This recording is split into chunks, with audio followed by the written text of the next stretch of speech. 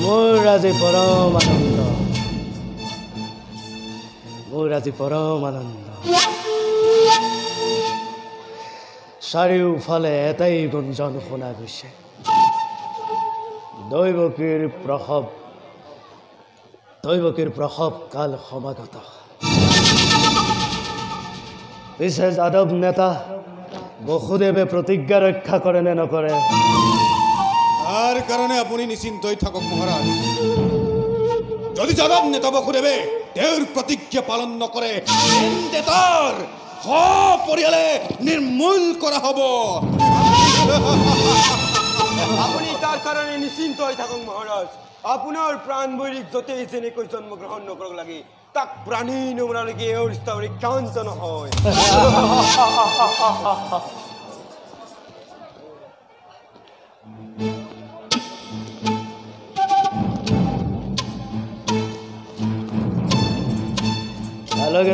মহাৰাজ, আজি মোৰ আনন্দৰ দিন, কিছু নৃত্য গীতৰ আয়োজন কৰিব পাৰা কালকেতু?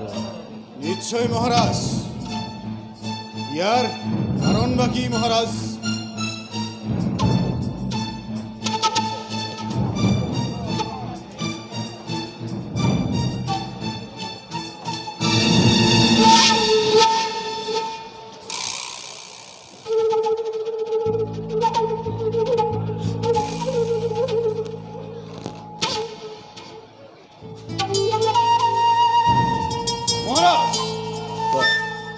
আজি বসুদেৱৰ আৰু দৈৱকীৰ প্ৰথম সন্তানৰ জন্ম হৈছে চাগে মহাৰাজ।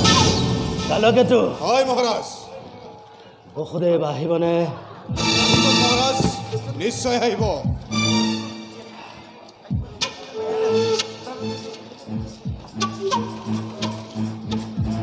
নিশে মোক চিন্তাই ফলি ফলি খাই কালকেতু, বসুদেৱে প্ৰতিজ্ঞা ৰক্ষা কৰিবনে? মহাৰাজ আপুনি একেবাৰে নিশ্চিন্তই থাকক। যা কৈছিলো নে, পাতিছিলো নে কালকেতু? যা পঠিয়াই দেগ। কালকেতু, মহাৰাজ অসময়ত বসুদেৱ আহিছে, তোমাৰ কথাই নহয়তো? নিশ্চয় হ'ব পাৰে মহাৰাজ। কিন্তু কোনো কিন্তু নাই মহাৰাজ, কোনো কিন্তু নাই। দৈৱকীৰ প্ৰসৱকাল কিছু সময়ৰ আগতেই উপস্থিত হৈছে। পূৰ্বৰ প্ৰতিজ্ঞা পালি এয়া মই মোৰ প্ৰথম সন্তানটিক লৈ আহিছোঁ। ধন্য বসুদেৱ, ধন্য। তোমাৰ এই সত্য নিষ্ঠা চিৰকাল অটুট থাকক বসুদেৱ। গ্ৰহণ কৰক মহাৰাজ। কালকেতু,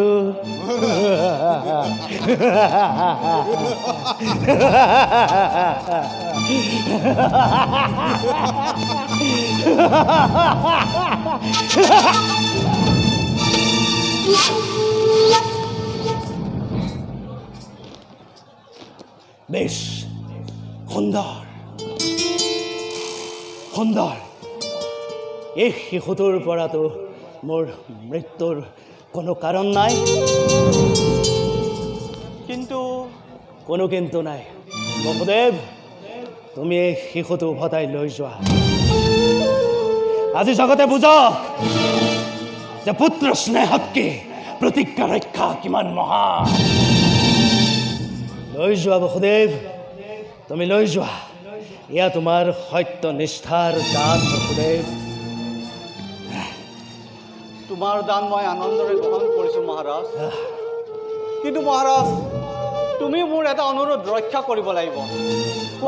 প্ৰতিজ্ঞা কৰিছোঁ বসুদেৱ, কোৱা তুমি। তোমাৰ প্ৰাণৰ বিনিময় হ'লেও মোৰ এই পুত্ৰ সন্তানটিক ৰক্ষা কৰিব লাগিব। কোৱা, পাৰিবানে?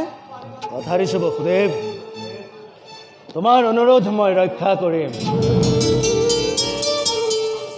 ধন্যবাদ মহাৰাজ মই এতিয়া আহিলোহে যোৱা বসুদেৱ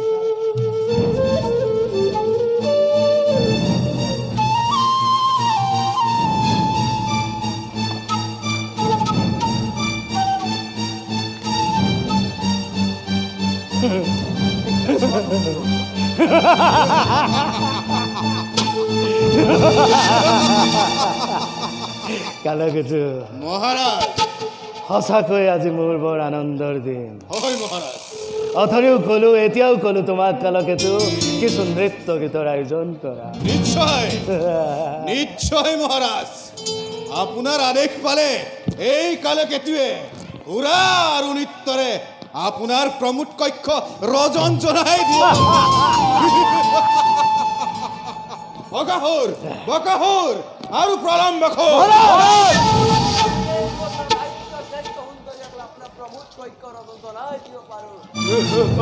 আৰু মই এক মুহূৰ্ততে ৰাজ্যৰ শ্ৰেষ্ঠ সুন্দৰীসকলক আপোনাৰ প্ৰমুখ কক্ষত উপস্থিত কৰাই ৰজন জনাই দিম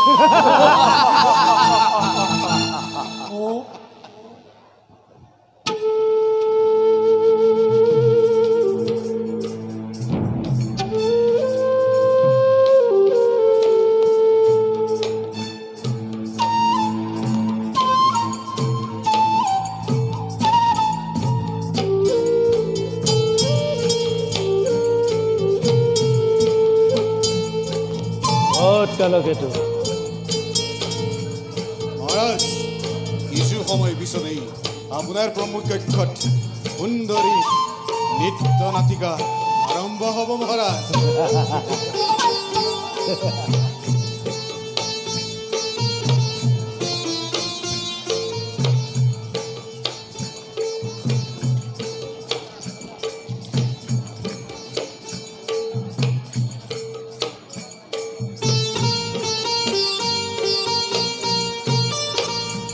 সুন্দৰ কালকেতু অতি সুন্দৰ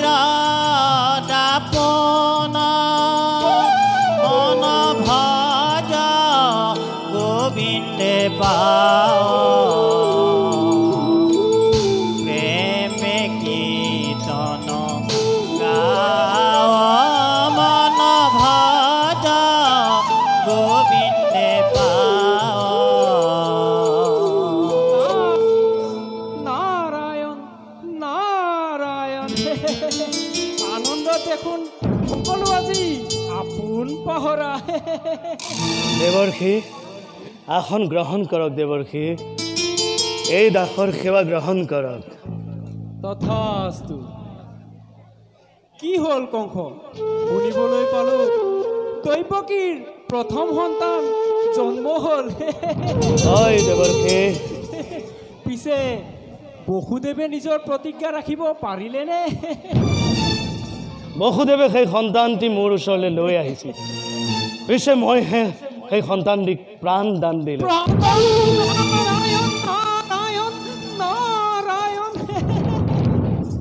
তুমি আকৌ কেতিয়াৰ পৰা ইমান মহান হলা কংস দেৱৰ্ষি ভাবিছিলো ৰাজনীতিত বিজ্ঞ তুমি সুপণ্ডিত ৰাজনীতি বুজিব পাৰিলেও কূটনীতি বুজিব পৰা ক্ষমতা তোমাৰ একেবাৰে নাই শুনা কেৱল দৈৱকীয়ে নহয় সমস্ত যাদৱ বংশই তোমাৰ কৈৰী লোকসকলো ভিন লৈ থকা একো একোজন দেৱতা সকলো তোমাক কাৰণে সৃষ্টি হৈছে মহাৰাজ দেৱৰ্ষি অষ্টম সন্তান হে দেৱতাৰ প্ৰতাৰণা তুমি কি বুজিবা কওঁ অষ্টম সন্তানটি তুমি কোন ফালৰ পৰা গণনা কৰিবা এয়া চোৱা এই পা অষ্টদল পদ্ম ইয়াৰে যিকোনো পাহি যদি প্ৰথম বুলি ধৰি গণনা কৰা হয় তেনেহ'লে চোৱা প্ৰথম দ্বিতীয় তৃতীয় চতুৰ্থ পঞ্চম অষ্টম সপ্তম অষ্টম এই অষ্টমটি যদি প্ৰথম বুলি গণনা কৰা হয় এইদৰে যদি গণনা কৰা হয় তেনেহ'লে এইমাত্ৰ উভতাই দিয়া সন্তানটিওতো অষ্টম হ'ব নাৰায়ণ আৰু শুনা কংস পূৰ্বৰ জন্মত তুমি কাল নেমি আছিলা ভগৱানৰ হাততেই তোমাৰ মৃত্যু হৈছিল এইবাৰো ভগৱানে দৈৱকীৰ গৰ্ভত জন্ম লৈ তোমাক বধ কৰিব মহাৰাজ ইয়াৰ উপায় চিন্তা কৰা কংস উপায় দেৱৰ্ষি উপায় কওঁ শুনা ইয়াৰ উপায় বসুদেৱ দৈৱকী শীঘ্ৰে বন্দী কৰাগৈ অন্ধকাৰ কাৰাগাৰত আনকি তোমাৰ পিতা পিতা তোমাৰ পিতা উগ্ৰ হেনো তুমি ক্ষমা নকৰিবা পৃথিৱীত নৱজাত যত যিমান শিশু আছে সকলোকে বধ কৰাগৈ অৱলীলাক্ৰমে নতুবা তোমাৰ নাৰায়ণ নাৰায়ণ নাৰায়ণ নতুবা তোমাৰ অচিৰে মৰণ হ'ব মই এতিয়া বিদায়হে মাগিছো নাৰায়ণ নাৰায়ণ নাৰায়ণ কালকেতু কংস সোণৰে অবোধ কংস বসুদেৱয়াদি কৰিয়া যতে দেখয় যাদৱ বংশ সোণৰে অবোধ কংস নন্দয়াদি কৰি যতে কগোৱাল আছে মনৈশ্বৰৰ ৰূপ এইটো সবে দেৱ জানবি নিশ্চয় কহিলো তত স্বৰূপ সোণৰে অবোধ কংস সোণৰে অবোধ কংস নাৰায়ণ নাৰায়ণ নাৰায়ণ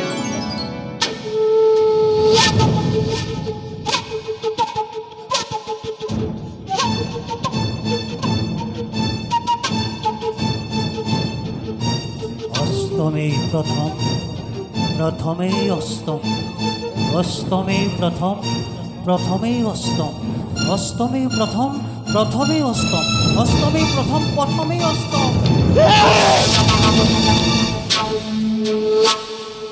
কালকেতু মহাৰাজ শুনিলা নহয় দেৱৰ্ষি নাৰদৰ আগজননী? হয় মহাৰাজ ভালদৰে শুনিলো। ঘৰুৱা ঘৰুৱা বিজুলী বেগেৰে তীক্ষ্ণ তৰোৱা মিত্ৰ মোৰ নাই কোনোজন, সকলোৱে আজি কংসৰ ঘোৰ শত্ৰু।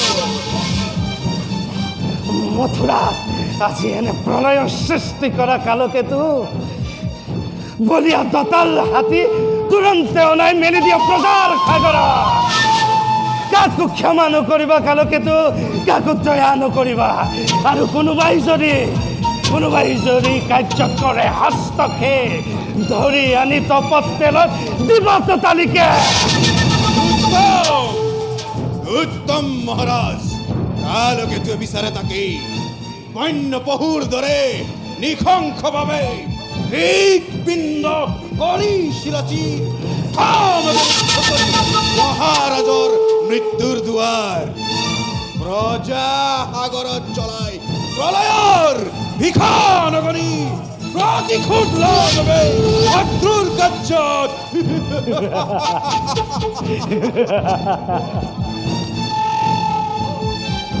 ক্ষন্তেক অপেক্ষা কৰা।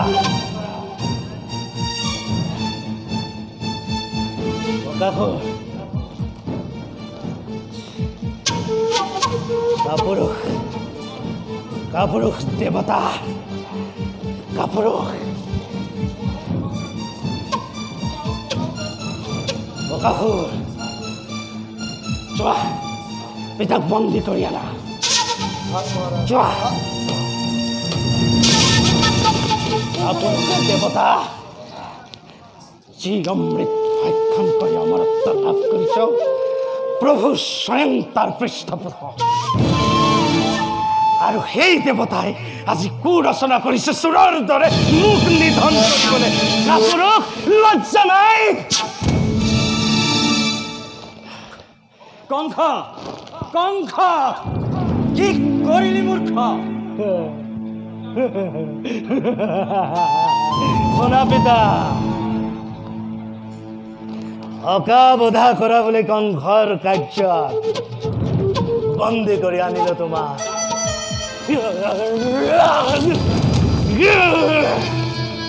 ৰাজদণ্ড ললকাৰী হম ৰজা মই এক ছত্ৰী। বকাসুৰ যোৱা পিতাক বন্দী কৰি থোৱা, স্থান দিবা ৰাজকাৰেঙত আৰু সতৰ্ক দৃষ্টি ৰাখিবা। যোৱা। শুন কংস, পিতা বুলি মই তোক দিওঁ শীত উপদেশ। বন্ধ কৰ ধ্বংসলীলাটো। নামাতিবি মৃত্যু তোৰ ইমান সোনকালে। লৈ যোৱা। বন্ধ কৰ মূৰ্খ।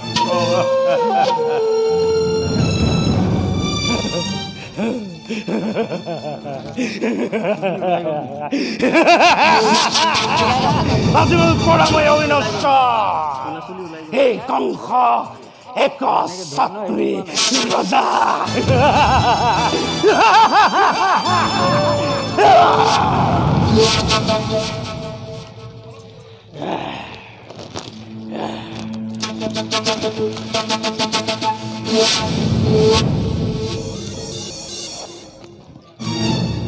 যিমানেই কোৰ ৰচনা নকৰা কিয়, কংসৰ কপালত সৌভাগ্যৰ পদুম ফুল ফুলিব ধৰিছে। ৰাজলক্ষ্মীও ৰাজকাৰেঙত বন্দী। বিধাতাই অতি সাৱধানে লিখিব ধৰিছে বিধিলিপি। মই মতালিৰ কথা শুনিব নোখোজো কংস। নীৰৱে থাকিবলৈ দে। তোমাৰ ইচ্ছা নাথাকিলেও তুমি শুনিব লাগিব পিতা, তুমি শুনিবই লাগিব। শুনা পিতা, যিদৰে দৈৱকীৰ 6টি সন্তান শিলত এচাৰি জমৰ ঘৰলৈ পঠালো, ঠিক সেইদৰে দৈৱকীৰ 8ম সন্তানক এই জগতৰ পৰা বিদায় দিব পাৰিলেহে এই কংসই আনন্দৰ বিনিদ্ৰ ৰজনী কটাব। পিতা, কি দুখত সিহঁত বন্দী? কেৱল বন্দীয়ে নহয়, প্ৰহৰীৰ সতৰ্ক দৃষ্টিত দুয়োজনে শৃংখলাবদ্ধ। আৰু শুনা পিতা, তুমি চিন্তা নকৰিবা, মোৰ প্ৰাণ বৈৰী আগমনৰ যোগ্য অভ্যৰ্থনাৰ ব্যৱস্থা কৰা হৈছে। সেই কথাটো তোমাক জনাবলৈহে আহিলোঁ পিতা, কাৰণ সেই সময় সমাগত। কালকেতু,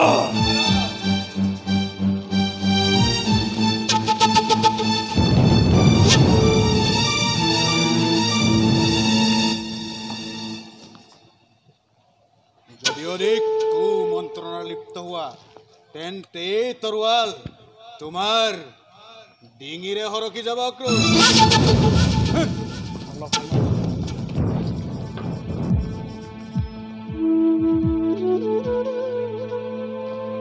অক্ৰূৰ মহাৰাজ, মথুৰাৰ ভবিষ্যৎ পোহৰ নে আন্ধাৰ? অক্ৰূৰ, এই অতি কঠিন প্ৰশ্ন মহাৰাজ।